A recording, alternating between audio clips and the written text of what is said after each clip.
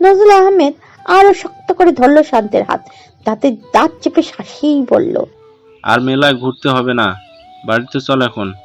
মধ্যরাত, চারদিকটা গাঢ় অন্ধকারে ঢেকে গেছে, সেই সাথে নীরব নিস্তব্ধতায় ঢেকে গেছে পুরো গ্রাম।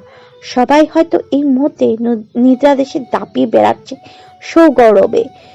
শতরূপাও গভীর ঘুমে আচ্ছন্ন। তার এই ঘুমের মধ্যেই হঠাৎ বন্ধ জানালায় টোকা পড়ল, প্রথমে ধীরে, তারপরে একটু জোরে। শতরূপা প্রথমে টের না পেলেও পরে টের পেল।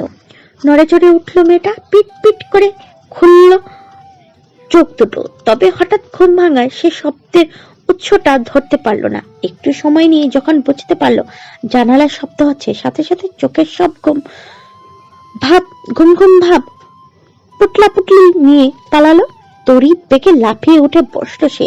ভীত নয়নে তাকালো জানালার দিকে। এত রাতে তার জানালার নিকট আবার কে এসেছে? এদিকটায় এই সময় তো কারো হাসার কথা নয়। শতরূপা বিছানা থেকে নামতে গিয়েও থেমে গেল। কোনো ভূত নয় তো, আবার হতেও পারে। শতরূপা দাদির কাছে শুনেছে এই মাঝরাতে নাকি তেনারা হানা দেয়। মেয়েটা ভয়ে কুকড়ে গেল। পরপর ঢুক গিলে সৃষ্টিকর্তার নাম জপতে শুরু করলো অনবরত। কিন্তু কিছুক্ষণ অতিবাহিত হতে না হতেই শতরূপা শুনতে পেল কেউ তার নাম ধরে ডাকছে। মেয়েটা চোখ বড় বড় করে ফেললো। ভূত তার নাম জানলো কিভাবে? কান খাড়া করলো মেয়েটি, অমনি চমকে উঠলো। এ তো উৎসের কণ্ঠস্বর। এ লোক এত রাতে এখানে কি করছে? শতরূপা ভয় ভুলে তড়িঘড়ি করে নামলো বিছানা ছেড়ে। দ্রুত গিয়ে খুললো জানালাটা। সে যা ভেবেছিল তাই, উৎস এসেছে।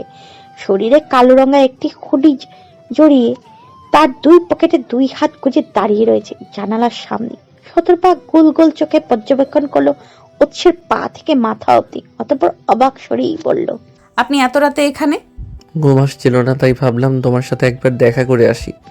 শতরূপা ভেঙচি কাটলো, মুখ বাঁকিয়েই বলল, কেন, চাদরের চিন্তায় বুঝি এখন ঘুমটুম হারাম হয়ে গেছে? তবে বলে রাখি, আমি এখনো টাকার ব্যবস্থা করতে পারিনি, আর আপনার চাদরও কিনতে পারিনি। উৎস আড়ালে হাসলো, কণ্ঠে গম্ভীরতা নিয়েই বলল, বাইরে এসো। কেন? জানালার এপাশ ওপাশে এইভাবে দাঁড়িয়ে কথা বলতে ভালো লাগছে না, বাইরে এসো। শতরূপা বিরক্ত হলো। একে তো এই শীতে এত রাতে এই লোক এভাবে চুরের মতো এসে হানা দিয়েছে, এখন আবার বাইরে ডাকছে। নাক মুখ কুচকালো শতরূপা, বিরক্তি ভরা কণ্ঠেই বলল, পারবো না। আচ্ছা, আমি তাহলে ভিতরে আসছি, অপেক্ষা করো। কথাটা বলেই উৎস হাত দিল শতরূপার কক্ষের জানালায় লাগানো লোহার শিকগুলোতে। বেশ পুরনো হওয়ায় শিকগুলো মরিচা ধরে গেছে, নিচের দিকটা অনেকটা ক্ষয়ে ঝরেও গেছে। উৎস বেশ বিচক্ষণতার সাথে একটা শিক ধরে ঘোরানো শুরু করলো। অল্প সময়ের মধ্যে শিকটা কিছুটা উপরের দিকেও উঠে গেল। হকচকে উঠলো শতরূপা। এই লোক তো শুধু ভয়ঙ্কর নয়, তারও উপরে এই লোক তো ডুববে, সাথে তার মান ইজ্জত নিয়ে ডুববে। উৎস ব্যস্ত হলো, তাড়াহুড়ো করেই বলল, এগুলো উঠাবেন না, আমি বাইরে আসছি, এক্ষুনি আসছি। কথাটা বলে শতরূপা আর এক মুহূর্ত দেরি করলো না, ছুট লাগালো বাইরের দিকে। উচ্চ বাকিয়ে হাসলো। স্বল্প সময়ের মধ্যেই শতরূপা দৌড়ে এসে দাঁড়ালো উৎসের মুখোমুখি। জোরে নিঃশ্বাস নিতে নিতে বলল, এসেছি, এখন বলুন কি বলবেন। উৎস ভ্রু কুচকালো, কপালে ভাঁজ ফেলেই বলল, আমার কিছু বলার কথা ছিল নাকি? কই, আমার তো মনে পড়ছে না। শতরূপার মেজাজ গরম হলো। এত রাতে তাকে বাইরে ডেকে এনে এখন একটা নাটক শুরু করেছে। শতরূপা দাঁতে দাঁত চেপে জুড়ে একটা নিঃশ্বাস ফেললো, চিবিয়ে চিবিয়ে বলল, কিছু যদি বলার না থাকে তাহলে আমি ভেতরে যাচ্ছি। তাও তো যেতে বলিনি। তাহলে কি করতে বলছেন? শতরূপার কণ্ঠটা একটু রুক্ষ শোনালো। উৎস অধর প্রসারিত করে হাসলো, নরম কণ্ঠে শোধালো, রাগ করেছো? না, কিন্তু তোমার কণ্ঠে আমি তেমনটাই আভাস পাচ্ছি। আমি ভেতরে যাচ্ছি। শতরূপা পিছন ঘুরে ঘরের দিকে পা বাড়ালো। তৎক্ষণাৎ তার পিছু ডাকলো উৎস। শোনো। শতরূপা থেমে গেল, পিছন ঘুরে আবার উৎসের দিকে তাকিয়ে বলল, আবার কি? উৎস কিঞ্চিত সময় নিয়ে তাকিয়ে রইল শতরূপার দিকে, অতঃপর আস্তে ধীরে জিজ্ঞেস করলো, কখনো প্রেমে পড়েছো কারো? শতরূপা খানিকটা অবাক হলো হঠাৎ উৎসের এমন প্রশ্নে। সে কোনো জবাব না দিয়ে ফের প্রশ্ন করলো, কেন? প্রশ্ন করেছি, উত্তর দাও। ভালোবেসেছো কাউকে? না। উৎস উষ্ঠ প্রসারিত করলো। শতরূপার পানে একটু ঝুঁকে গিয়ে বলল, তবে ভালোবাসার জন্য তৈরি হও। শতরূপা ভরকালো। উৎস এইসব কি বলছে? সে ভালোবাসার জন্য তৈরি হবে কেন? আর কাকেই বা ভালোবাসবে? লোকটার মাথাটা তা খারাপ হয়ে গেছে নাকি? নয়তো এত রাতে এখানে এসে এমন আবল তাবল কথা শুরু করেছে কেন? শতরূপা এক ভ্রু উঁচিয়ে বলল। মানে? উৎস হাসলো, হাত উঁচিয়ে মেয়েটার কপালে আলতু ভাবে টোকা দিয়েই বলল, মানে বোঝার বয়স হয়নি তোমার। তাহলে বললেন কেন? কথা ঘুরিয়ে নিয়ে বলল। উৎস শতরূপার প্রশ্নের জবাব দিল না, কথা ঘুরিয়ে নিয়েই বলল, এইচএসসি পরীক্ষার ফলাফল তো কিছুদিন পরে বের হবে, তারপর কোথায় ভর্তি হবে ভেবেছো? কাছাকাছি তো কোনো কলেজে, দূরে যাওয়ার ইচ্ছে নেই। উৎস সন্তুষ্ট হলো শতরূপার উত্তরে। কিছুদিন পর এইচএসসি পরীক্ষার ফল প্রকাশ হবে। তত্ত্বটা শুনে সে চিন্তায় পড়ে গিয়েছিল শতরূপার ভর্তি নিয়ে। এমনি বিভিন্ন প্রতিবন্ধকতার জন্য মেয়েটার দিকে সে এগোতে পারছে না। এর মধ্যে যদি আবার এইচএসসির পর শতরূপাকে দূরে কোথাও ভর্তি করা হয়, তখন একটা বিপদে পড়তে হবে তাকে। সুন্দরী মেয়েকে আবার কোথায় থেকে পটিয়ে নিয়ে যাবে, তখন প্রেমের আগে একটা ছেঁকা খেতে হবে উৎসকে। যাক, অবশেষে মেয়েটা কাছে পিঠে ভর্তি হবে শুনে নিশ্চিন্ত হওয়া গেল। উৎসের ভাবনার মধ্যে শতরূপা বলল, আমার প্রশ্নের উত্তরটা কিন্তু দিলেন না। তপ্ত নিঃশ্বাস ফেললো উৎস। শতরূপার পানে তাকিয়ে বলল, বাইরে ঠান্ডা পড়েছে অনেক, এই ঠান্ডায় আর এখানে দাঁড়িয়ে থাকতে হবে না, যাও গিয়ে ঘুমাও।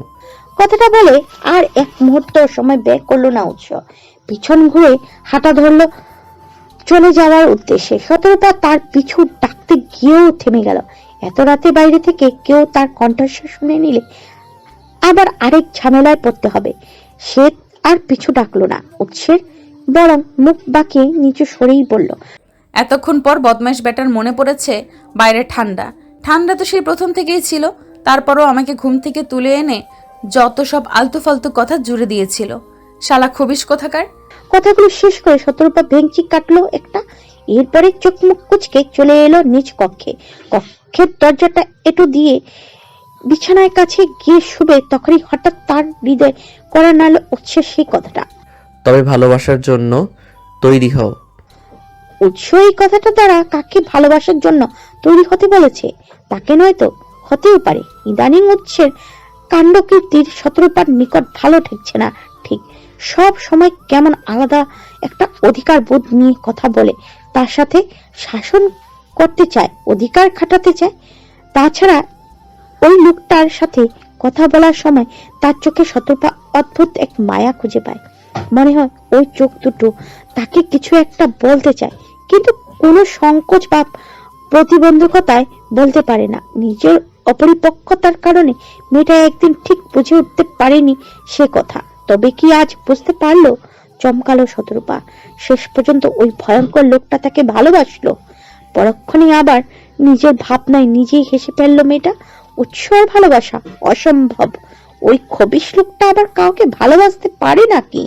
তাকেই তো সারাক্ষণ ধমকের উপর রাখে, আবার কোনো কথা ঠিকভাবে উত্তর দেয় না। ভালোবাসলে নিশ্চয় এমনটা করতো না। সে একটু বেশি ভেবে ফেলছে হয়তো। শতরূপা আর ভাবলো না বিষয়টা নিয়ে। কম্বলটা টেনে শরীরে জড়িয়ে শুয়ে পড়ল বিছানায়। অম্বরে সোনালি উজ্জ্বল সূর্য, চারিদিকে তার আলো ছড়িয়ে হাসিয়ে তুলেছে প্রকৃতিকে। নজরুল আহমেদ বিরস মুখশ্রী নিয়ে বসে রয়েছে তার দোকানে। গত 2 দিন ধরে হাইওয়ের কাছে জমিটা নিয়ে তিনি কম দৌড়াদৌড়ি করেননি, কিন্তু শেষ পর্যন্ত কোনো সুরাহ করতে পারেনি। পুলিশের কাছেও গিয়েছিলেন, কিন্তু পুলিশ কোনো কেস নিলেন না। উল্টো তাকে বললেন। নজরুল আহমেদ এই বিষয়ে ছেলে নাহিয়ানের সাথেও কথা বলেছেন। ছেলেটারও এই মুহূর্তে ছুটি নেই। তিনি একা মানুষ, আর কত দিকে ছুটবেন। অবশ্য ছেলে ছুটি নিয়ে এলেও খুব একটা উপকার হতো বলে মনে হয় না। ফুরকান শিকদারের অনেক ক্ষমতা, অর্থ আছে প্রচুর। আজকাল অর্থ থাকলেই তো সব করা যায়, যে কোনো কিছু কিনে নেওয়া যায়, যে কারোর মুখ বন্ধ করে দেওয়া যায়। বর্তমান যুগ চলেই অর্থের দৌড়ানে। তপ্ত নিঃশ্বাস ফেললেন নজরুল আহমেদ। সিদ্ধান্ত নিলেন জমিটা তিনি উৎসকে দিবেন। ওই জমি যদি কাউকে দেওয়ারই হয় তাহলে উৎস নয় কেন? ছেলেটা তার কাছে বারবার গিয়েছে জমি চাইতে। তিনি রাগ করেছেন, ধমকেছেন, তবুও ছেলেটা জোর করে বা তার কথার বিরুদ্ধে গিয়ে জমি আদায় করার চেষ্টা করেনি। সেক্ষেত্রে ওই জমির দাবিদার উৎসই। তাছাড়া ওই ফুরকান সিকদার এবং তার ছেলেকেও একটা উচিত শিক্ষা দিতে চান নজরুল আহমেদ, যেটা দিতে একমাত্র উৎসই পারবে। এইবার তিনি না হয় কাটা দিয়ে কাটা তুলবেন। নজরুল আহমেদ উঠে দাঁড়ালেন, পা চালিয়ে এলেন উৎসের ক্লাবে। ছোটখাটো গ্রামের বাজার নজরুল আহমেদের দোকানের কাছাকাছি উৎসদের ক্লাবটা। লোকটার ক্লাবে ঢুকতেই দেখেই উৎস সব খেলা টেলা ছেড়ে এগিয়ে গেল তার দিকে। উষ্টি হাসি ফুটিয়ে বলল, আরে নজরুল চাচা যে হঠাৎ আমার ক্লাবে? নজরুল আহমেদ তাকালেন উৎসের দিকে, থমথমে কণ্ঠে বললেন, জরুরি কথা ছিল আমার। কি কথা? আর এইটুকুর জন্য আপনি কষ্ট করে আসতে গেলেন কেন?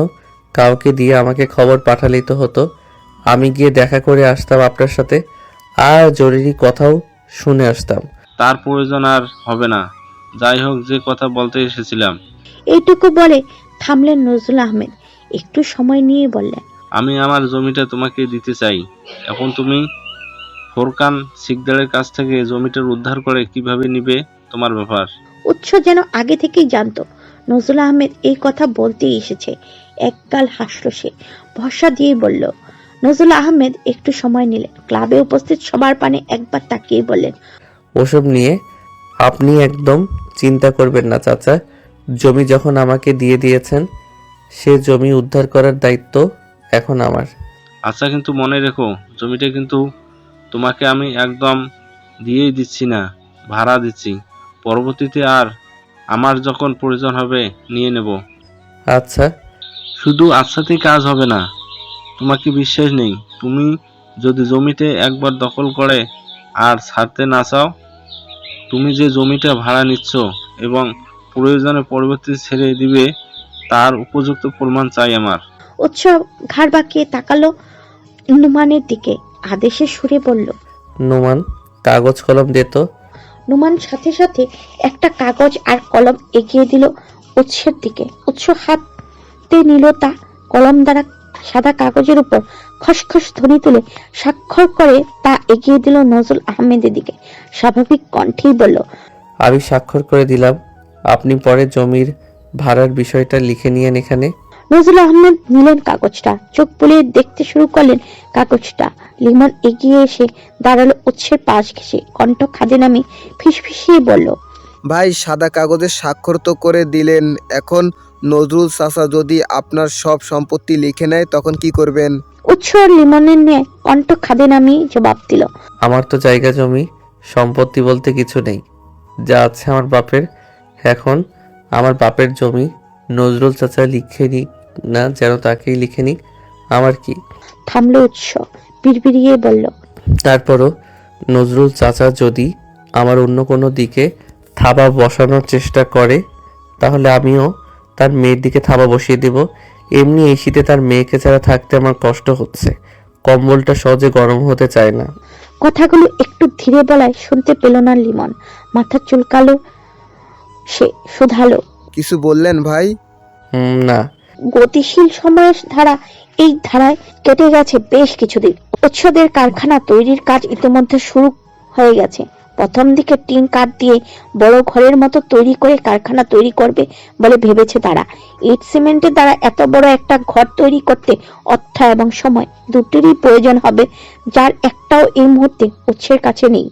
যে অর্থ সে ইট সিমেন্ট দিয়ে কারখানা তৈরিতে লাগাবে, সেই অর্থ সে কারখানার যন্ত্রপাতি কিনতে লাগাবে বলে পরিকল্পনা করেছেন। ফুরকান সিকদার কিংবা বাদল তাদের এই কাজে বাধা দেয়নি। তাদের শুধু একটা পাবলিক টয়লেট করার কথা ছিল, যা তারা করেছে, তাও উৎসের কথায়। তাহলে এখানে তাদের আর বাধা দিয়ে লাভ কি? তবে উৎসব বেশ লাভ হয়েছে পাবলিক টয়লেটটার কারণে। এখানে কারখানা করলে তার সাথে সাথে একটা টয়লেট করাও অবশ্য কি হয়ে পড়তো। যাক, সেই টয়লেটটা আগে থেকেই ফুরকান সিকদার করে দিয়েছেন। এই উসিলায় তার কিছু টাকাও বেঁচে গেল। রৌদ্রোজ্জ্বল সুন্দর দিন, চারদিকে ঝলমলে সূর্যটা আলো দিয়ে যাচ্ছে সগৌরবে। উৎসরা আজ গঞ্জের বাজারে এসেছে কারখানার কিছু সরঞ্জাম কিনতে। তাদের গ্রামের বাজারটা ছোট, সেখানে সবকিছু পাওয়া যায় না।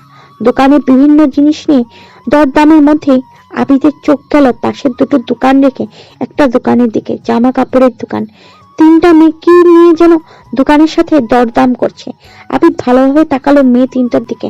হ্যাঁ, সে ঠিকই তো দেখছে, ওই তিনটা মেয়ের মধ্যে একজন শতরূপা।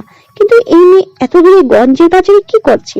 তাদের গ্রাম থেকে এই বাজার তো বেশ দূরে। নজর আহমেদ মেয়েকে এত দূরে একা একা আসতে দিয়েছেন, নাকি তিনিও আছেন আশেপাশে?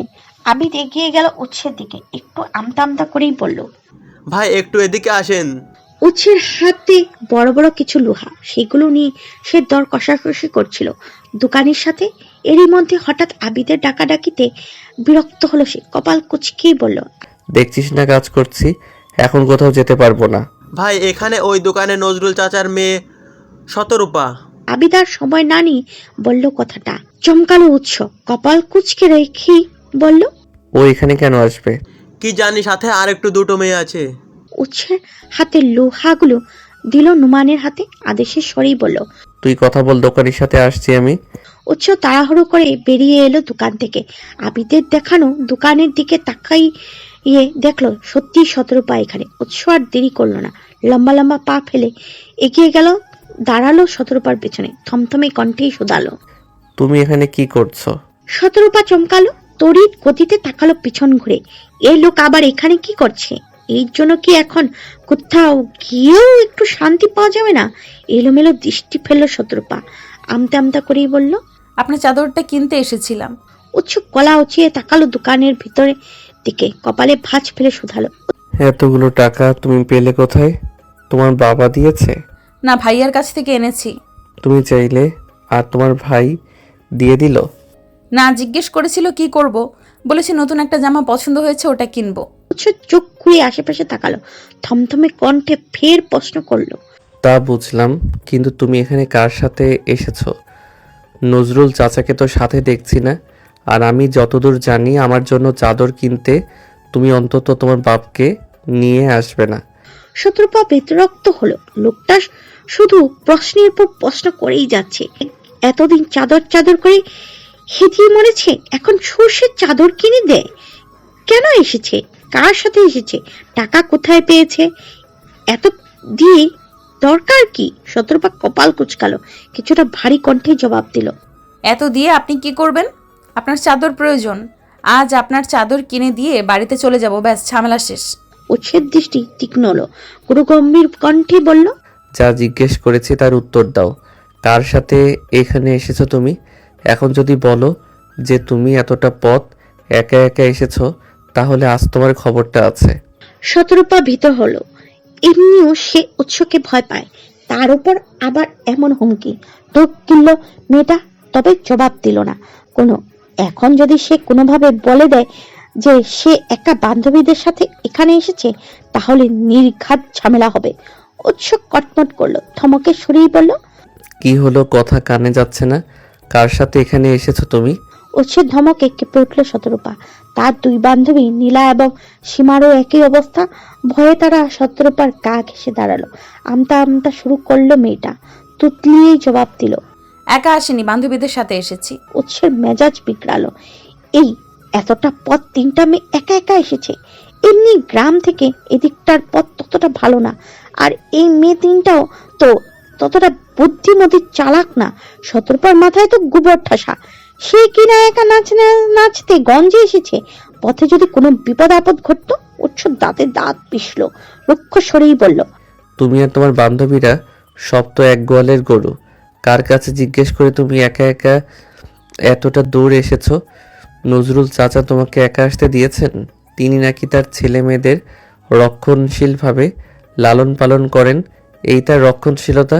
দাঁড়াও, তাকে কল করে এখনই জিজ্ঞেস করছি। শতরূপা আটকে উঠল, তার বাবাকে কল দিবে? তাহলে তো আজই তার শেষ দিন। বাবা বাড়ি নেই, সেই সুযোগে মাকে বান্ধবীর বাড়িতে যাচ্ছে বলে উৎসের জন্য চাদর কিনতে এসেছে সে।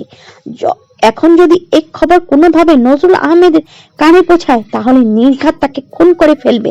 শতরূপা ব্যস্ত হলো, তাড়াহুড়ো করেই বলল, বাবাকে কল করবেন না দয়া করে। বাবা বাড়িতে নেই, তিনি কিছু জানেনও না। মাকে বান্ধবীর বাড়িতে যাব বলে এখানে এসেছি আমি। উৎসব ভ্রু বাঁকালো, কিঞ্চিত সময় নিয়ে তাকিয়ে রইল শত্রুপার মুখ পানে। এরপর জিজ্ঞেস করলো, তোমার বাবা কোথায় গিয়েছেন আর ফিরবেন কখন? বাবা ব্যবসার কাজে কোথায় যেন গিয়েছে, ফিরতে ফিরতে রাত হবে। উৎসব চোখ মুখ থেকে হঠাৎ শক্ত ভাব সরে গেল। ঘাড় বাঁকিয়ে এসে তাকালো পাশে দাঁড়ানো আবিদের দিকে, আদেশ দিয়ে বলল, নোমান আর রাজুকে বলবি লিস্ট ধরে ধরে যা যা কেনার বাকি আছে সব কিনে নিয়ে যেতে। আর তুই আর লিমন শতরূপার বান্ধবীদের বাড়িতে পৌঁছে দিবি। শতরূপা তৎক্ষণাৎ বলল। উৎসব ফিরে তাকালো শতরূপার দিকে, শান্ত কণ্ঠেই বলল, এখনই বাড়িতে যাব? আপনার চাদর কেনা হয়নি তো এখনো? তোমার যাওয়ার কথা তো বলিনি আমি, বলেছি শুধু তোমার বান্ধবীরা যাবে। তারপর তুমি আর আমি মিলে পুরো বাজার ঘুরে চাদর যে কয়টা লাগে কিনে নেব। শতরূপা কিঞ্চিত ভীত হলো। সীমা আর নীলা চলে যাবে আর সে উৎসের সাথে থাকবে? কখনো না। তারপরে এই ভয়ঙ্কর পুরুষ তার সাথে কি না কি করে বসে। এমনি একটু আগে যে ধমক টমক দিল, মেয়েটা সীমার হাত ধরলো, কিছুটা ইতস্তত করেই বলল, চাদর থেকে বরং আমি এখনই আপনার চাদরটা কিনে দিয়ে ওদের সাথে চলে যাই। আমি তোমার কোনো মতামত জানতে চাইনি, যা বলেছি তাই করো। নয়তো তোমার বাপকে কল দিয়ে তার মেয়ে যে মিথ্যা বলে একা একা গঞ্জে এসেছে সে খবর দিতে আমার 2 মিনিটও লাগবে না। শতরূপা ভয় পেল, সাথে বিরক্তও হলো কিছুটা। সব সময় তার সকল ভুল ত্রুটি এই বদ লোকের সামনেই কেন পড়ে? আর এই লোকও সেই সুযোগগুলো লুফে নেয়, তারপর সেই ভুল নিয়ে তাকে ভয় দেখিয়ে দেখে সব কাজ হাসিল করে নেয়। এই যেন আগে ভয় দেখাতে চাদর নিয়ে একটু হলেই বলতো, তোমার বাপকে চাদরের কথা বলে দেব, আর এখন ভয় দেখায় গঞ্জে আসা নিয়ে। শতরূপা আর কথা বাড়ালো না, চুপচাপ দাঁড়িয়ে রইল। উৎস তাকালো সীমা আর নীলার দিকে, গম্ভীর কণ্ঠেই বলল, তোমরা তাহলে আবিদ আর লিমনের সাথে চলে যাও। শতরূপাকে একা রেখে সীমা আর নীলার যেতে ইচ্ছে হলো না, কিন্তু উৎসের সামনে কিছু বলারও যে সাহস নেই তাদের। বান্ধবীর দিকে শেষ একবার অসহায় দৃষ্টিতে তাকিয়ে চলে গেল তারা। আবিদ এবং লিমনের সাথে সবাই চলে যেতেই উৎস পা বাড়ালো সামনের দিকে, যেতে যেতে বলল, আমার সাথে এসো। শতরূপা ভ্রু কুচকালো, উৎসের পিছু পিছু পা বাড়িয়ে বলল, আরে কোথায় যাচ্ছেন? চাদর কিনবেন না? কিনবো, তবে পরে। আগে তুমি আমার সাথে এসো। উৎস শতরূপাকে নিয়ে এসে ঢুকলো একটা রেস্টুরেন্টে, ছোটখাটো তবে সুসজ্জিত রেস্টুরেন্টটা। মেয়েটাকে নিয়ে গিয়ে সে বসলো এক কোণার একটি টেবিলে। অল্প সময়ের মধ্যেই একজন ওয়েটার এসে দাঁড়ালো তাদের টেবিলের পাশে। অল্প বয়সী তরুণ একটি ছেলে হাসি মুখে জিজ্ঞেস করলো, কেমন আছেন উৎসব ভাই? উৎস ওষ্ঠ প্রসারিত করলো, ওয়েটারের দিকে তাকিয়ে বলল, এই তো আলহামদুলিল্লাহ, তুই কেমন আছিস অনিক? আলহামদুলিল্লাহ ভালো ভাই। একটু বলে থামলো অনেক। শতরূপার দিকে ইশারা করে বলল, এই কে ভাই, আমাদের ভাবি নাকি? শতরূপা বিরক্ত হলো। মানুষ একজন পুরুষের সাথে একজন নারী দেখলেই তাদের মধ্যে যা খুশি একটা সম্পর্ক ভেবে নেয়, সেই কেন এই ভয়ঙ্কর পুরুষের বউ হতে যাবে? ওয়েটার ছেলেটা এসে তো শুধু এও জিজ্ঞেস করতে পারতো, এই কে? তা না, একদম ভাবি বানিয়ে দিল। শতরূপা ওষ্ঠ ফাঁকা করলো, তবে সে কিছু বলার পূর্বে উৎস বলল, এখনো হয়নি, তবে হতে কতক্ষণ? শতরূপা বিস্মিত হলো, চোখ বড় বড় করেই বলল, আপনি কি বললেন? আপনি আমাকে বিয়ে করবেন? উৎস টেবিলের উপরে রাখা মেনু কার্ডটা হাতে তুলে নিল, পৃষ্ঠা উল্টাতে উল্টাতেই বলল, আমি তোমাকে বিয়ে করব, এটা কখন বললাম? একটু আগেই না বললেন আপনি? কখন? এই তো বললেন, হতে কতক্ষণ? হতে কতক্ষণ বলেছি, তোমাকে বিয়ে করব কখন বললাম? শতরূপা কিছু বলতে গিয়েও থেমে গেল। উৎসের কথার পৃষ্ঠে আর কিচ্ছু বলার মতো খুঁজে পেল না সে। সত্যিই তো লোকটা তাকে বিয়ে করব কথাটা সরাসরি বলেনি। উৎস মেনু কার্ড থেকে চোখ তুলে তাকালো শতরূপার পানে, শান্ত কণ্ঠেই শুধালো, কি খাবে বলো? আপনার কলিজা খাবো। কিছুটা সময় অতিবাহিত হতেই ওয়েটার ছেলেটা 2 প্লেট বিরিয়ানি এনে রাখলো শতরূপা এবং উৎসের সামনে। উৎস একটা প্লেট নিজের দিকে টেনে নিয়ে আরেকটা প্লেট এগিয়ে দিল শতরূপার সামনে। স্বাভাবিক কণ্ঠে বলল, খাওয়া শুরু করো। শতরূপা প্লেটে থাকা চামচটা হাতে তুলে নিল, চামচের মাথায় অল্প একটু বিরিয়ানি নিয়ে মুখে দিল। আলতোভাবে আবার তা চিবাতে শুরু করলো দাঁত দ্বারা। উৎস ভ্রু কুঁচকালো, কপালে ভাঁজ ফেলে বলল, নায়িকাদের মতো ঢং করে খেতে হবে না, বাড়িতে যেভাবে মুখের মধ্যে ভাতের লোকমা তুলে গাল ফুলিয়ে ফুলিয়ে খাও সেভাবেই খাও। আমি ছাড়া এখানে আর কেউ তোমাকে দেখছে না। শতরূপা অপমানিত বোধ করল। মুখশ্রীটা থমথমে রূপ ধারণ করলো তার। তবে সে বলল না কিছুই। চামচে বেশি করে বিরিয়ানি নিয়ে মুখের মধ্যে পুরে গাল ফুলিয়ে ফুলিয়ে চিবোতে শুরু করলো। উৎস হাসলো একটুখানি। এরপরে নিজেও খাওয়ায় মন দিল। কিছুটা সময় অতিবাহিত হলো দুজনের নীরবতায়। এরপর নীরবতা ভাঙল শতরূপা। হাত ধরা প্লেটটা ঠেলে দিয়ে বলল, আমি আর খেতে পারবো না। উৎস তাকালো মেয়েটার প্লেটের দিকে। অর্ধেকটাও খায়নি সে।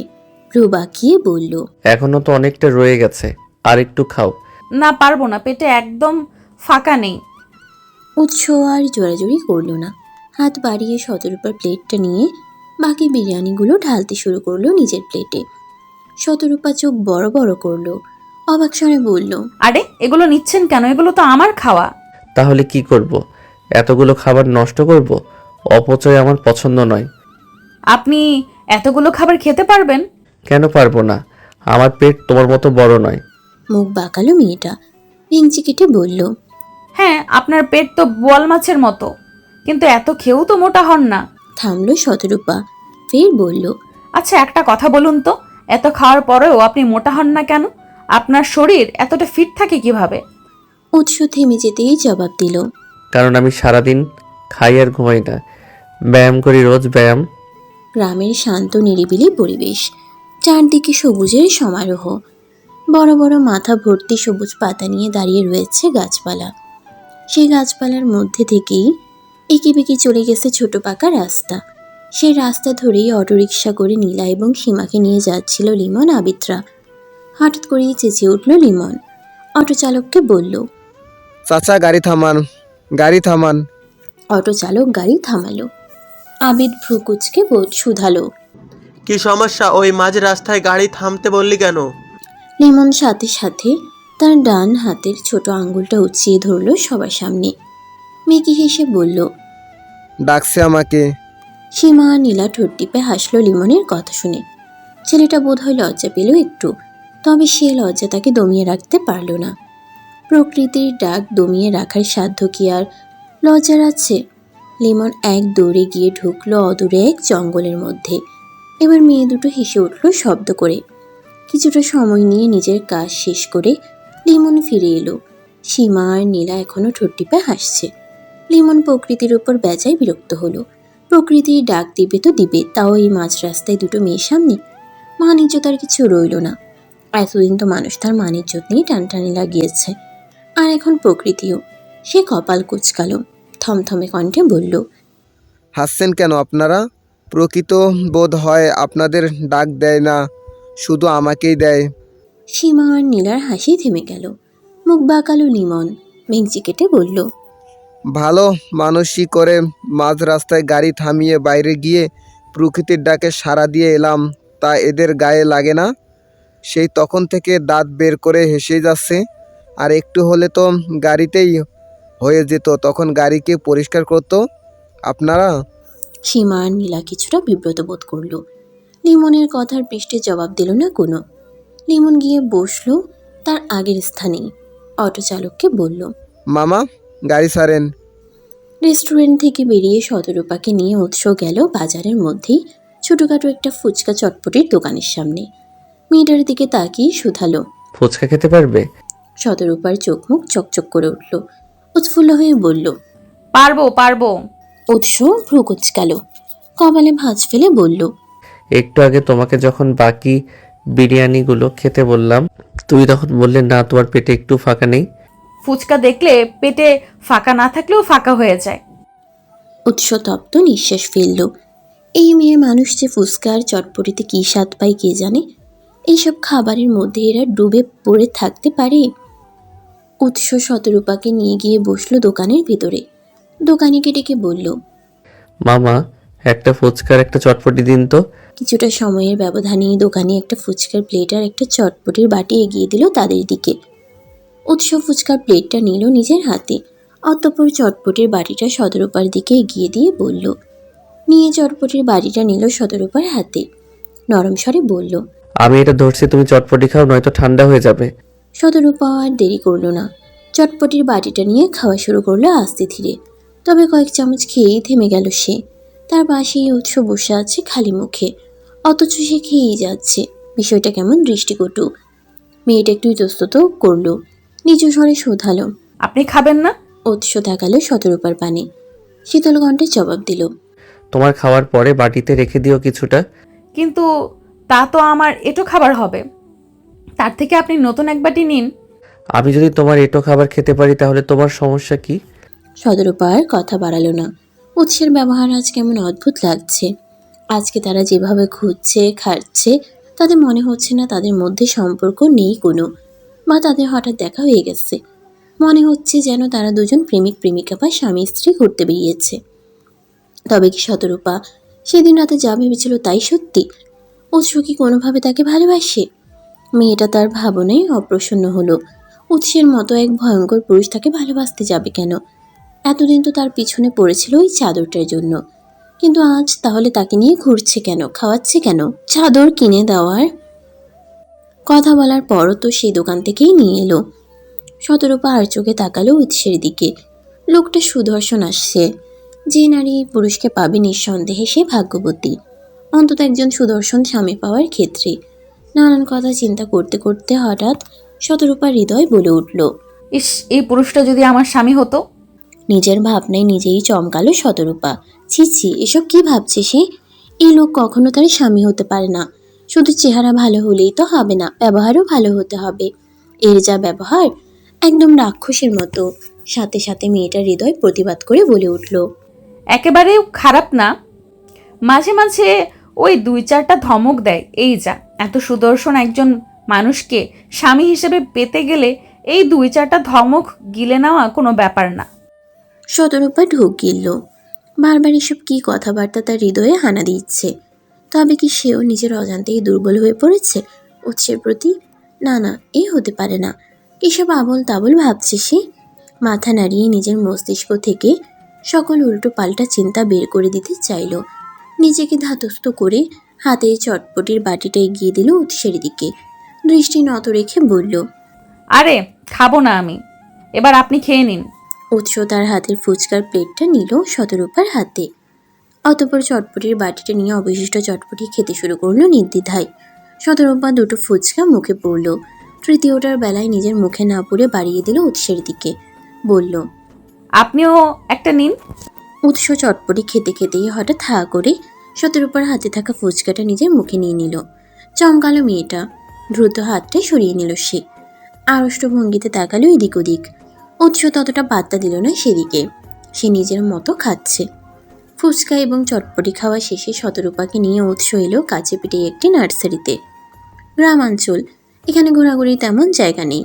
একটা পার্ক রয়েছে, তবে তা এখান থেকে বেশ কিছুটা দূরে। সেখানে গেলে আবার বাড়িতে ফিরতে ফিরতে দেরি হয়ে যাবে। এমনি অনেকটা সময় বয়ে গেছে, তাই এখন নার্সারিটাই ভরসা। এই নার্সারিটাও অনেকটা পার্কের মতো। অনেকটা জায়গা জুড়ে সব ফুল, ফল আর সবজি গাছে ভরপুর। কিছু কিছু রয়েছে চারা গাছ, আর কিছু কিছু বড় গাছ। বড় গাছগুলোই ফুল ফল ধরেছে। চারদিকটা নানান রঙের ফুলে ভরে রয়েছে। মাঝে মাঝে আবার কিছু বেঞ্চ পাতা রয়েছে বসার জন্য। শতরূপা বসলো একটা বেঞ্চে। উৎসও বসলো তার পাশে। শতরূপা চারপাশটা দেখতে দেখতে বলল, জায়গাটা সুন্দর। উৎস তাকালো চারদিকে, মাথা হালকাভাবে দুলিয়ে বলল, হুম। এরপর দুজনেই চুপ। কিছুটা সময় পর নীরবতা ভাঙল উৎস। ছোট একটা নিঃশ্বাস ফেলে বলল, সমুদ্র দেখেছো? না, বাবা কখনো ফিরে যায়নি। কলেজ থেকে শিক্ষা সফরে নিয়ে গেছিল, তাও বাবা যেতে দেয়নি। বিশাল সমুদ্রে আনন্দের সাথে দাপিয়ে বেড়ায় সি হর্স নামক এক ছোট প্রাণী, চেনো তাকে? শতরূপা ঘাড় ঘুরিয়ে উৎসের দিকে তাকিয়ে জবাব দিল, টিভিতে দেখেছি। জানো তো, সি হর্স ঘুমানোর সময়ও তার সঙ্গীর লেজ ধরে ঘুমায়, যাতে তার সঙ্গী তাকে ছেড়ে হারিয়ে যেতে না পারে। থামল উৎস, তপ্ত নিঃশ্বাস ফেলে বলল, অথচ আমরা মানুষ সৃষ্টির সেরা জীব হয়েও নিজের সঙ্গীকে মূল্য দেই না। প্রতিনিয়ত তাকে অবহেলার সাগরে ভাসাই, বিচ্ছেদের মতো তীব্র যন্ত্রণা দিয়ে তাকে জীবিত মেরে ফেলি। শতরূপা কিছুটা অবাক হলো। উৎসের কণ্ঠে সে সর্বদা ধমক আর গম্ভীর গম্ভীর কথা শুনতেই অভ্যস্ত, এমন আবেগী কথা নয়। তাছাড়া উৎস এই কথাগুলো বলল কেন? তবে কি সে কাউকে ভালোবাসতো আর তাদের মধ্যে বিচ্ছেদ ঘটেছে? শতরূপার হৃদয়ে কেমন খারাপ লাগার সৃষ্টি হলো। উৎস কাউকে ভালোবাসতো এই যেন তার হৃদয় মেনে নিতে পারল না। তার ভাবনাটা আদৌ সত্যি কিনা জানার জন্য দিশাহারা হয়ে উঠল ভিতরটা। কিন্তু এমন একটা প্রশ্ন করতেও কেমন ইতস্তত লাগছে। এটা তো এক প্রকার উৎসের ব্যক্তিগত ব্যাপার। ব্যক্তিগত প্রশ্ন করলে উৎস আবার কি না কীভাবে, কিন্তু বিষয়টা পুরোপুরিভাবে জানতে না পারলেও মেয়েটা শান্তি পাবে না। শতরূপা একটু সময় নিল, নিজেকে ধাতস্থ করলো, এরপর প্রশ্নটা করেই ফেলল। আপনি কি কাউকে ভালোবাসতেন যার সাথে আপনার বিচ্ছেদ ঘটেছে? না। তাহলে এমন আবেগী ভারী ভারী কথাগুলো বললেন যে? এমনি আজকাল চারদিকে যা ঘটছে তার উপর নির্ভর করে বললাম। শতরূপা স্বস্তি নিঃশ্বাস ফেলল, ওষ্ঠে হাসি ফুটিয়ে উঠে দাঁড়ালো সে। এগিয়ে এলো একটা গোলাপ গাছের দিকে। ছোট একটা গাছ, তবে গাছটার মাথায় স্থান করে নিয়েছে টকটকে লাল একটি গোলাপ, সাথে একটা কলিও দেখা যাচ্ছে। শতরূপার পছন্দ হলো গাছটা।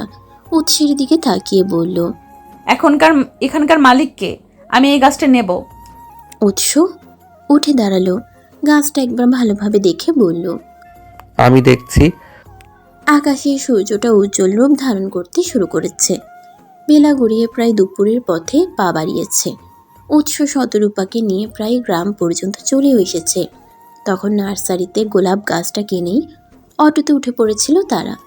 গ্রামের কাছাকাছি আসতেই অটো থেকে উৎস নেমে পড়ল। চালকের ভাড়া পরিশোধ করে শতরূপাকে দেখিয়ে বলল, ওকে ওর বাড়ির কাছাকাছি অবধি পৌঁছে দিবেন। শতরূপা তৎক্ষণাৎ পিছন থেকে প্রশ্ন করল, আপনি যাবেন না? উৎস পিছনে তাকালো, মেয়েটার পাশে দাঁড়িয়ে বলল, আমি হেঁটে আসছি, তুমি যাও। এখনো তো অনেকটা পথ বাকি। এতটা পথ আপনি হেঁটে আসতে পারবেন?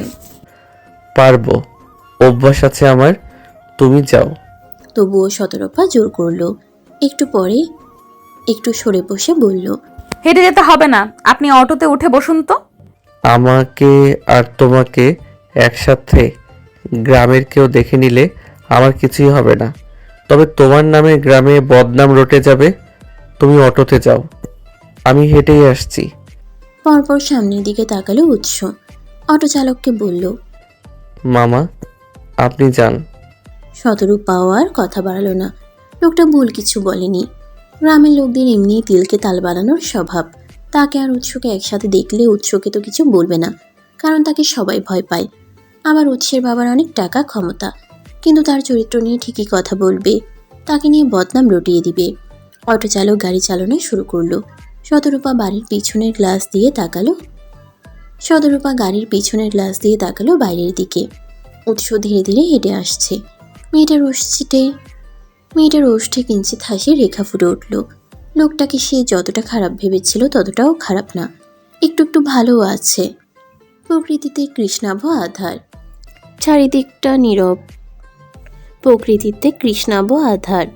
চারিদিকটা নীরব। জনমানবের আওয়াজ পাওয়া যাচ্ছে না কোনো। বাইরে থেকে শুধু শোনা যাচ্ছে গুনগুনিয়ে নিশাচর প্রাণীদের ডাক। মরিয়ম বেগম হাতে একটা খাবারের থালা নিয়ে এগিয়ে এলেন মির্জা বাড়ির সেই রহস্যময় তালা বন্ধ কক্ষটির সম্মুখে। শাড়ির আঁচলে তার তালার চাবিটা বাঁধা। মরিয়ম বেগম এক হাতে খাবারের তালাটা ধরে রেখে অন্য হাতে চাবি দ্বারা খোলার চেষ্টা করলেন তালাটা। তখনই তার পিছন দিক থেকে এগিয়ে এলো উৎস। মৃদুস্বরে শুধালো, ওকে এখনো খাবার দাওনি? মরিয়ম বেগম চমকালেন। তড়িৎ গতিতে পিছন ফিরে তাকালেন সে। দৃষ্টির সম্মুখে উৎসকে দেখে স্বস্তির নিঃশ্বাস ফেলল একটু। অতঃপর আবারও তালা খোলায় মনোযোগ দিয়ে বলল, না, তোর বাবার আদেশ সবার ঘুমানোর পরে ওকে দেওয়া, যাতে ও সম্পর্কে কেউ কিছু টের না পায়। এভাবে আর কতদিন চলবে মা?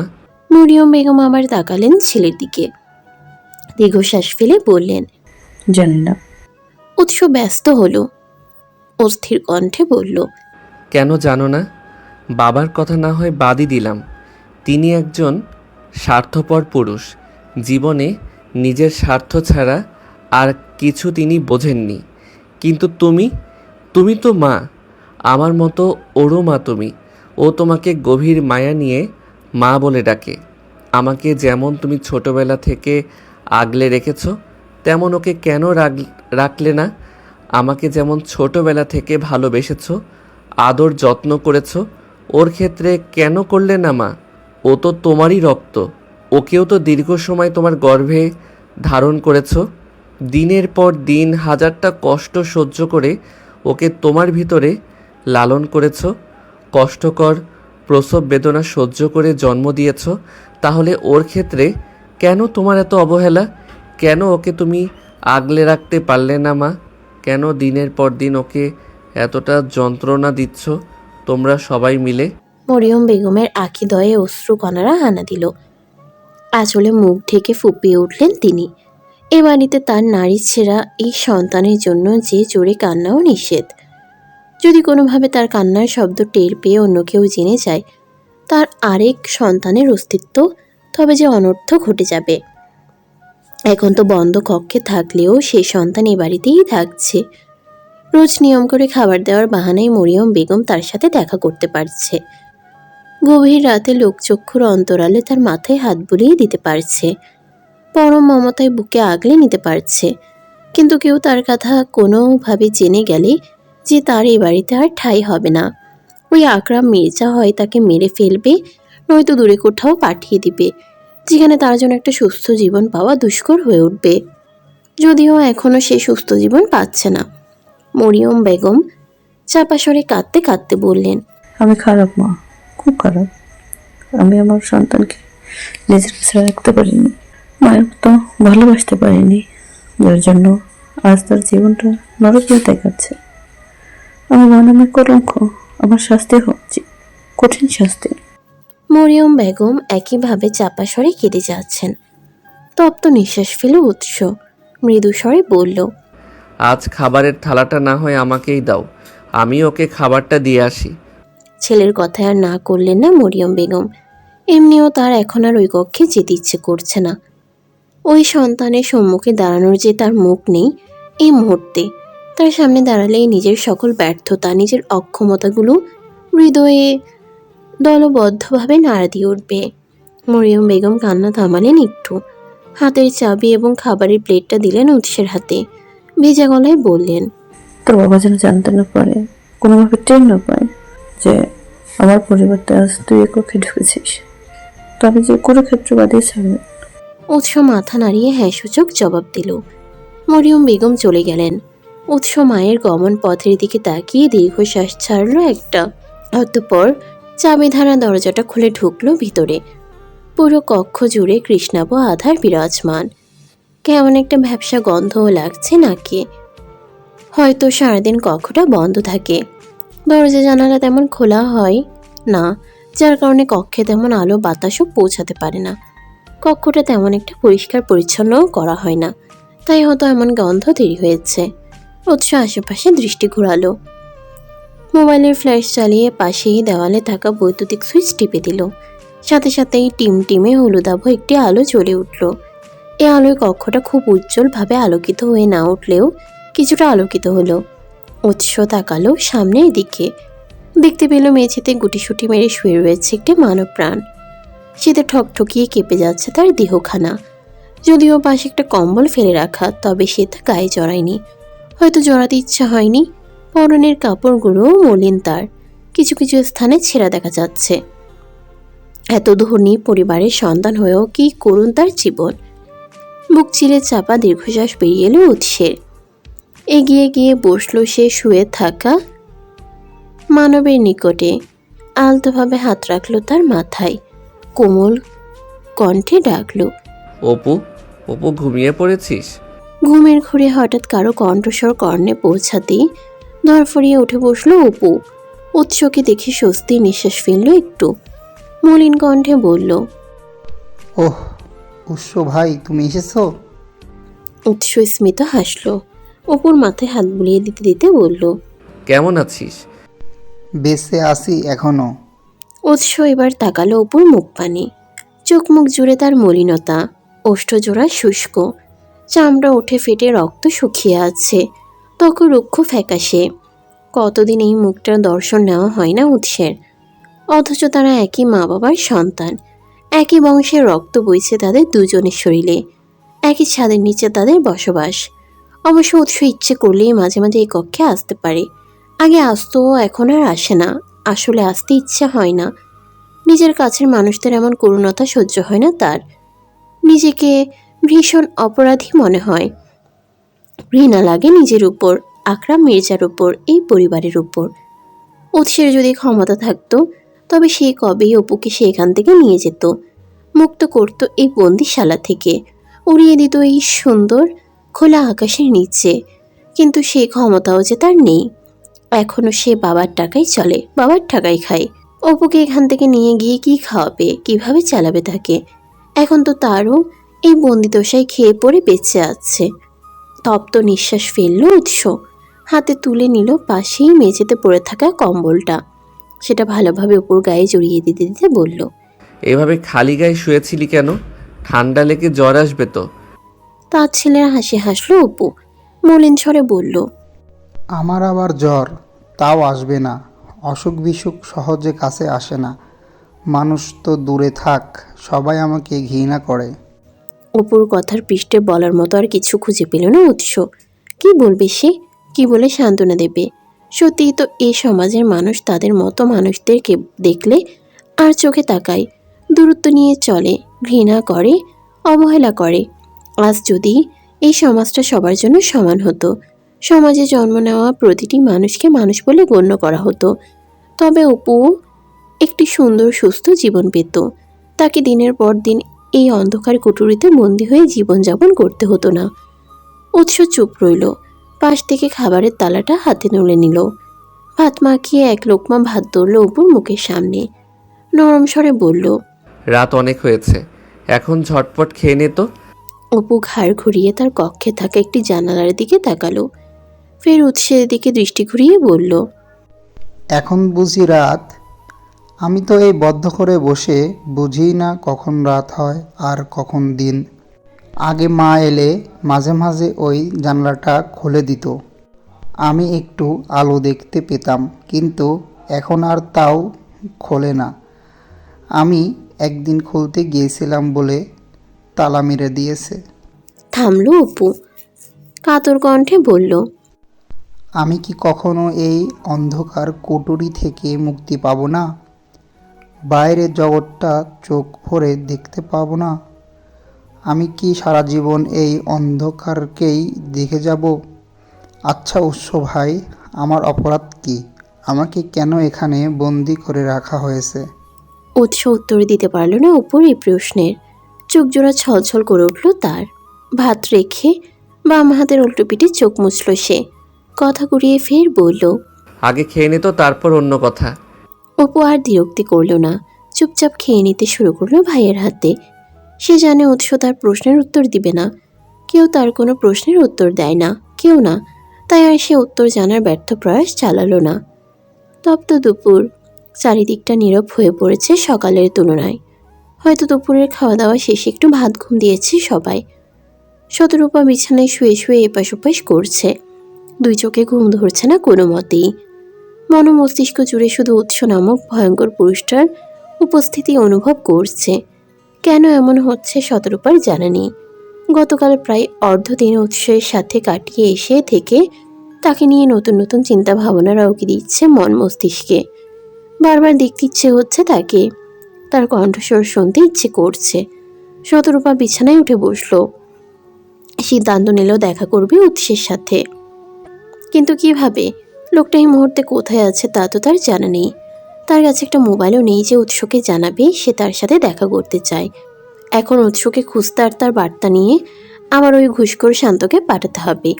শতরূপা জানে বাড়ির সবাই দুপুরে খেয়ে দিয়ে ঘুমালেও শান্ত ঘুমায় না।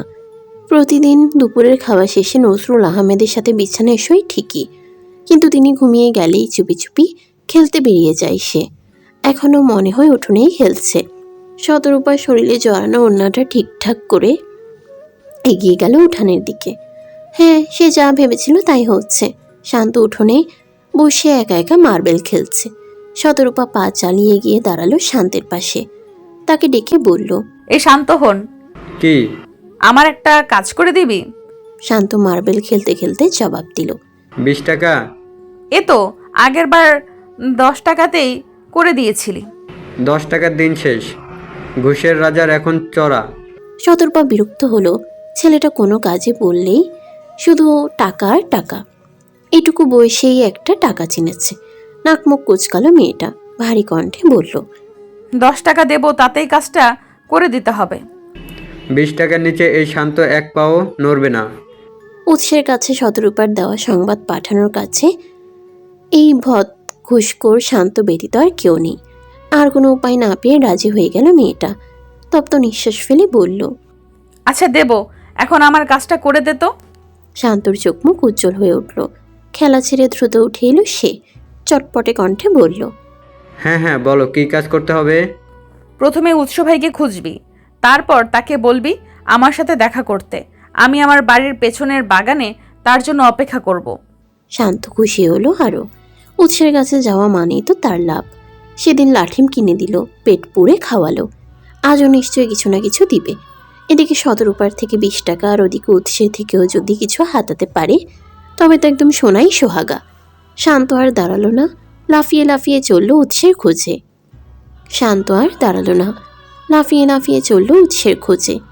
বাজারে ক্লাবটা বাদ দিয়ে এদিক ওদিক সম্ভাব্য সকল জায়গায় উৎসকে খুঁজল সে, কিন্তু কোথাও পেল না। দুপুরের এই সময়ে গ্রা যতমের বেশিরভাগ মানুষই খেয়ে দিয়ে নিজ গৃহে বিশ্রাম নিচ্ছে। উৎস হয়তো তাই করছে, অথবা বাজারের ক্লাবে আছে। শান্ত বাজারের দিকে যাবে না করেও গেল। উৎসের সাথে দেখা করতে পারলে তারই তো লাভ। দেখা হলেই হয় তাকে খাওয়াবে, নয়তো কিছু দিবে। আর যদি দেখা না করে তাহলে শতরূপার 20 টাকাও হাতছাড়া হয়ে যাবে। নিজের এত বড় ক্ষতি শান্ত কখনোই হতে দিতে পারে না। সে পূর্বের ন্যায় লাফিয়ে লাফিয়ে এলো বাজারের ক্লাবের সামনে। তবে এখানে এসেও নিরাশ হতে হলো তাকে। ক্লাবটা খোলা, তবে সেখানে লিমন আর রাজু ব্যতীত আর কাউকে দেখা যাচ্ছে না। তারাও বসে বসে কি যেন কাজ করছে। শান্ত পা চালিয়ে গিয়ে দাঁড়ালো লিমন আর রাজুর পাশে। আশেপাশে আরেকবার চোখ বুলিয়ে শুধালো, উৎস ভাই কোথায়? লিমন ভাই? কারো কণ্ঠস্বর শুনে সেদিকে ফিরে তাকালো লিমন আর রাজু। শান্তকে এই সময়ে উৎসকে খুঁজতে দেখে প্রথমে একটু অবাক হলেও পর মুহূর্তেই কৌতূহলী হয়ে পড়ল। লিমন উৎসুক হয়ে জিজ্ঞেস করলো, উৎস ভাইকে খুঁজছিস কেন? তার সাথে তোর কি কাজ? শান্ত বিরক্ত হলো, কপাল কুঁচকে বলল, তা তোমাকে কেন বলবো? আগে বলো উৎস ভাই কোথায়? তার সাথে আমার জরুরি কথা আছে। রাজু চোখ ছোট ছোট করে তাকালো শান্তের দিকে, মুখ বাঁকিয়ে বলল, এই তোর খাড়ার উপর ঠাড়া পড়ার মিথ্যা কথা। তাহলে আমরাও বলবো না উৎস ভাই কোথায়। আগে বলবি তার সাথে তোর কি জরুরি কাজ, তারপর সে কোথায় বা কি সব বলবো। উৎস ভাইয়ের সাথে দেখা হলে আমি কিন্তু বলে দেব আমি তার সাথে জরুরি কথা বলতে এসেছিলাম, কিন্তু তোমার দুজনে বলতে দাওনি। এমনকি সে কোথায় আছে তাও আমাকে বলনি। তখন উৎস ভাই তোমাদের দুজনকে ধরে এমন প্যাদানি দিবে না একদম বাপের নাম ভুলে যাবে। শান্ত হুমকির স্বরে বলল কথাগুলো। লিমন এবং রাজুর মুখশ্রী থমথমে আকার ধারণ করলো। ছেলেটা একদম সঠিক স্থানে আঘাত করেছে। সে জানে যে উৎসের কথা বলে ভয় দেখালে এরা মুখ খুলতে বাধ্য, তাই ঝটপট তার নামটাই ব্যবহার করেছে। আজকালকার ছেলেমেয়েগুলো ভীষণ চালাক হয়ে গেছে, অল্প বয়সে এরা পেকে যায়। লিমন থমথমে স্বরে বলল, উৎস ভাই কারখানায় আছে, সেখানে কি যেন কাজ করছে। শান্ত ভাবনায় পড়ল। এখান থেকে উৎসের কারখানার দূরত্বটা বেশ, তার দৌড়ে গিয়ে আবার ফিরে আসতে কষ্ট হবে, আর দেরিও হবে কিছুটা। ছেলেটা কিঞ্চিত সময় নিয়ে ভেবে বলল, আপনাদের কাছে মোবাইল আছে? রাজু ব্রুকুচকে শুধালো, কেন? আছে কিনা বলুন। আছে। তাহলে উৎস ভাইকে একটা কল দিয়ে আমাকে দিন তো। রাজু কিছু বলতে গিয়েও বলল না। কিছু বললে দেখা যাবে ছেলেটা আবার তাদের হুমকি দিয়ে বসেছে। তার উপর যদি আবার সত্যি সত্যি উৎসের কাছে কোনোভাবে বলে বসে তারা শান্তকে জরুরি কথা বলতে দেয়নি, তাহলে তো কথাই নেই। উৎস তাদের মেরে মাটিতে পুঁতে দিবে। রাজু থমথমে মুখশ্রী নিয়েই পকেট থেকে মোবাইলটা বের করলো। উৎসের নাম্বারে ডায়াল করে বাড়িয়ে দিল শান্তের দিকে। শান্ত ঝটপট মোবাইলটা হাতে নিয়ে কানের কাছে ধরল। প্রায় সাথে সাথেই ওপাশ থেকে শোনা গেল উৎসের গম্ভীর কণ্ঠস্বর। হ্যাঁ রাজু বল। শান্ত তার চঞ্চল কণ্ঠে তৎক্ষণাৎ জবাব দিল, আমি রাজু না, উৎস ভাই। আমি শান্ত। উৎস অবাক হলো। শান্ত আবার তাকে কল করেছে কেন, তাও আবার রাজু নাম্বার থেকে। উৎস কপালে ভাঁজ ফেলে বলল, তুমি কিছু বলবি কি? জি ভাই, বুবু আপনাকে দেখা করতে বলেছে, আমাদের বাড়ির পেছনে বাগানে অপেক্ষা করছে আপনার জন্য। রাজু আর লিমন নিজেদের কাজ ফেলে কান খাড়া করলো। উৎস ওপাশ থেকে প্রশ্ন করলো, কেন? তা আমি জানি না, কিন্তু বুবু আপনার জন্য অনেকক্ষণ ধরে অপেক্ষা করেছে। আচ্ছা, আসছি আমি। উৎস কল কেটে দিল। শান্ত মোবাইলটা রাজুর হাতে দিয়ে পা বাড়ালো নিজের গন্তব্যে। লিমন ঝটপট উঠে দাঁড়ালো, স্বস্তির নিঃশ্বাস ফেলে বলল, ভাগ্যিস এবারেও ওই কনকনে শীতের সকালে ডাকেনি। শতরূপা এখনো বাড়ির পিছনের বাগানে অস্থির হয়ে পাইচারি করছে এদিক ওদিক। শান্ত এসে সেই কখন বলল উৎস আসছে, অথচ এখনো তার কোনো দেখা নেই। ওদিকে নজরুল আহমেদের ঘুম থেকে জেগে ওঠার সময়ও প্রায় হয়ে এসেছে। শতরূপার ভাবনার মধ্যেই উৎস এলো, মেয়েটার মুখোমুখি দাঁড়িয়ে শুধালো। ডেকেছো কেন? শতরূপা আমতা আমতা শুরু করলো। সে তো উৎসকে এখানে ডেকেছে তাকে দেখতে ইচ্ছে করছিল, তার কণ্ঠস্বর শুনতে ইচ্ছে করছিল বলে। এখন সে কথা তো আর এই লোকের সম্মুখে প্রকাশ করা যাবে না।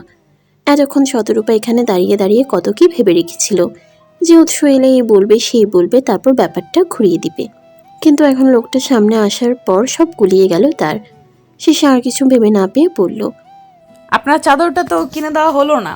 উৎসর কপাল টান টান হলো, সন্ধিহান কণ্ঠে শুধালো। তুমি আমাকে এই জন্য এখানে ডেকেছো? এলোমেলো দৃষ্টি ফেলল শতরূপা, অস্ফুট স্বরে জবাব দিল, আমি তোমার ভাইয়ের টাকার চাদর নেব না। শতরূপা অবাক হলো। ভাইয়ের টাকার চাদর নিবে না তো কার টাকার নিবে? তাছাড়া সে উৎসের চাদর নষ্ট করেছে, তার বিনিময়ে আরেকটা চাদর দিবে। এখানে কার টাকার কিভাবে দিয়েছে তার দরকার কি? শতরূপা কপাল কুঁচকে বলল, তাহলে কার টাকার চাদর নেবেন? তোমার। আমি তো চাকরি করি না। তাহলে তোমার স্বামীর টাকা নেব। তোমার স্বামীর টাকা মানেই তো তোমার টাকা। আমার এখনো বিয়ে হয়নি। তাহলে করে ফেলো। শতরূপা এই পর্যায়ে বিরক্ত হলো। এই চাদর নিয়ে এই লোক শুরুটা করেছে কি? প্রথমে চাদরে একটু খেজুর গাছের রস পড়েছিল তাই ধুয়ে দিতে বলেছিল, সেও সাদা মনে ধুয়ে দিয়েছিল। তারপর কি একটু চোখ মুছতে গিয়ে চোখের পানি লেগেছিল তাই আবার বলল ধুয়ে দিতে, সে আবারও চাদরটা ধুয়ে দিল। কিন্তু নিজের দোষে আর উৎসের উপরে রাগ ঝাড়তে গিয়ে চাদর ফুটো হলো। উৎস বলল নতুন চাদর কিনে দিতে, যাকে এবারেও সে মেনে নিল, নতুন চাদর কিনতেও গেল। এখন কিনা আবার এই লোক বলছে ভাইয়ের টাকায় চাদর নিবে না, নিজের অথবা স্বামীর টাকার চাদর হতে হবে। রোজ রোজ একটা নাটক শুরু করেছে নাকি? শতরূপা কণ্ঠে বিরক্তি নিয়েই বলল, এখন কি আপনার চাদর ফেরত দেওয়ার জন্য আমাকে বিয়ে করতে হবে? প্রয়োজন হলে করতে হবে। আপনি চাইছেনটা কি বলুন তো? উৎসের দৃষ্টি গাঢ় হলো।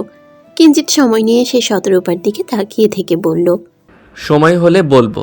আচ্ছা, তাহলে চাদরটাও সময় হলেই চাইবেন। তার আগে আর ওই চাদর নিয়ে কোনো ঝামেলা করবেন না। রাত দুপুরে চোরের মতো আমার ঘরের জানলায় উকি দিবেন না। উৎস মাথা নাড়ল। শতরূপার আর কথা বাড়াতে ইচ্ছা হলো না। কতটা অনুভূতি নিয়ে এই লোককে সে এখানে ডেকেছিল, অথচ এই লোক এখানে এসে তার তেরা তেরা কথা দিয়ে মেজাজটাই বিগড়ে দিল। ফোঁস করে একটা নিঃশ্বাস ফেলল শতরূপা, ভারী কণ্ঠে বলল, চাদরের জন্যই ডেকেছিলাম আপনাকে, এখন আসছি আমি। এত তাড়া কিসের? ধীরে ধীরে যাও। বাবা ঘুম থেকে জেগে যাবেন। উৎস নাক মুখ কুচকে বলল, তোমার বাপকে না মাঝে মাঝে ঘুমের ওষুধ খাইয়ে ঘুম পাড়িয়ে রাখবে। সকালে দেখা করতে গেলে বাবা ঘুম থেকে জেগে যাবে। শতরূপা চোখ ছোট ছোট করে তাকালো উৎসের দিকে, এক ভ্রু উছিয়ে বলল, বাবাকে ঘুমের ওষুধ খাইয়ে হোক বা না হোক আপনার সাথে আমার দেখা করতে হবে কেন? কে হন আপনি আমার? উৎস সময় নিল একটু, এরপর কিছু বলবে তার আগে বাগানের মধ্য থেকে ভেসে এলো কারো চিৎকার। এই সাপ সাপ! চমকালো উৎস এবং শতরূপা দুজনেই। এই সময় এখানে এবার কে? তাদের দুজনকে আবার একসাথে আবার কেউ দেখে ফেলেনি তো? তাহলে আবার আরেক ঝামেলা। উৎস আর শতরূপা দুজনেই তড়িৎ গতিতে তাকালো পাশ ফিরে। দেখা পেল রাজু এবং লিমনের। দুজনেই শুকনো পাতার উপরে সাপ সাপ বলে লাফাচ্ছে, আর শান্ত পাশে দাঁড়িয়ে মুখ চেপে হাসছে। উৎস কপালে ভাঁজ ফেলল, ভ্রু বাঁকিয়ে বলল, তোরা এখানে? রাজু আর লিমন দুজনই দ্রুত দৌড়ে গেল উৎসের দিকে, লুকিয়ে পড়ল তার পিছনে। ভয়ার্ত কণ্ঠে বলল, ভাই সাপ সাপ! ওখানে পাতার মধ্যে সাপ আছে? শান্ত এবার খিলখিলিয়ে হেসে উঠল। পাতার মধ্যে থেকে কৃত্রিম একটা সাপের লেজ টেনে তুলল হাতে। সাপটা নাড়াতে নাড়াতে বলল, তোমরা কি ভীতু? এটা তো খেলনা সাপ। রাজু এবং লিমন শান্ত হলো একটু, তবে এক ভয় কাটতে না কাটতেই আরেক ভয় হানা দিল তাদের হৃদয়ে। এতক্ষণ তো তাও সাপের ভয় ছিল, এখন তো বাঘের ভয়। উৎস এমন ভাগ, রাজু আর লিমন ঢোক গিলল। উৎস নামক বাঘ। রাজু আর লিমন ঢোক গিলল। অতঃপর কোনরূপ বাক্য ব্যয় না করে আস্তে ধীরে কেটে পড়তে চাইল উৎসের পিছন থেকে। তৎক্ষণাৎ গম্ভীর স্বরে উৎস ডাকলো তাদের। দাঁড়া। রাজু এবং লিমন দাঁড়িয়ে পড়ল। লিমন জোরপূর্বক হেসে বলল, জি ভাই, কিছু বলবেন ভাই? নয়তো আমরা যাই ভাই, আমাদের কাজ আছে ভাই। উৎস ভ্রুকুচকালো, কপালে ভাঁজ ফেলে বলল, একটা কথার মধ্যে কতবার ভাই বললি? ওই তো ভাই, শুনিনি ভাই। আচ্ছা আসি ভাই। লিমন আর রাজু ফের চলে যাওয়ার জন্য পা বাড়ালো। উৎস আবারও তাদের পিছু ডাকলো, ভারী কণ্ঠে বলল। তোদের যেতে বলেছি আমি। থমকে দাঁড়ালো দুজনেই, কাচুমাচু করে বলল, না ভাই। তাহলে যাচ্ছিলি কেন? রাজু জবাব দিল, কাজ ছিল ভাই। তা তো থাকবেই। এখন বলতো তোরা দুজন এই সময় এখানে কি করছিলি? ঢোক গিলল দুজনেই। আমতা আমতা করে লিমন বলল, এই এমনি ঘুরতে বেরিয়েছিলাম একটু। ঘুরতে ঘুরতে কখন যে এই বাগানে এসে ল্যান্ড করেছি সেটা টেরও পাইনি। লিমনের কথা শেষ হতে না হতেই চেঁচিয়ে উঠল শান্ত, গলা বাড়িয়ে বলল, মিথ্যা কথা উৎস ভাই, মিথ্যা কথা। আপনি আর বুবু যখন কথা বলছিলেন তখন ওনারা ওই গাছের আড়ালে দাঁড়িয়ে দাঁড়িয়ে উকি মেরে দেখেছিল আপনাদের। তারপরে না আমি ওই খেলনা সাপটা ছুঁড়ে দিলাম ওনাদের দিকে, আর ওনারা ভয়ে লাফিয়ে উঠল। লিমন আর রাজু ভীত হলো। উৎস নিশ্চয়ই এ কাণ্ডের পর তাদের ছেড়ে দিবে না, নির্ঘাত দুটোকেই মেরে বস্তা পড়বে। আর এই শান্তটাকেও বলিহারি যায়, মুখটা একটু বন্ধ রাখলে কি হতো? কি প্রয়োজন ছিল উৎসের সম্মুখে সব সত্যি কথা বলে দেওয়ার? তবে তাদেরকে চরম অবাক করে দিয়ে উৎস কিছু বলল না, বরং স্বাভাবিক ভঙ্গিতে সামনের দিকে পা বাড়াতে বাড়াতে বলল, কারখানায় চল, ওখানে কাজ আছে অনেক। রাজু আর লিমন যেন হাফ ছেড়ে বাঁচল, তবে অবাকও হলো বেশ। তারা এমন একটা কাজ করলো, উৎসের প্রেমে ব্যাঘাত ঘটালো, আর উৎস তাদের কিছুই বলল না। এই লোক তো কাউকে ছেড়ে দেওয়ার না, তাহলে তাদের ছেড়ে দিল কেন? নাকি এর মাথায় অন্য কিছু ঘুরছে?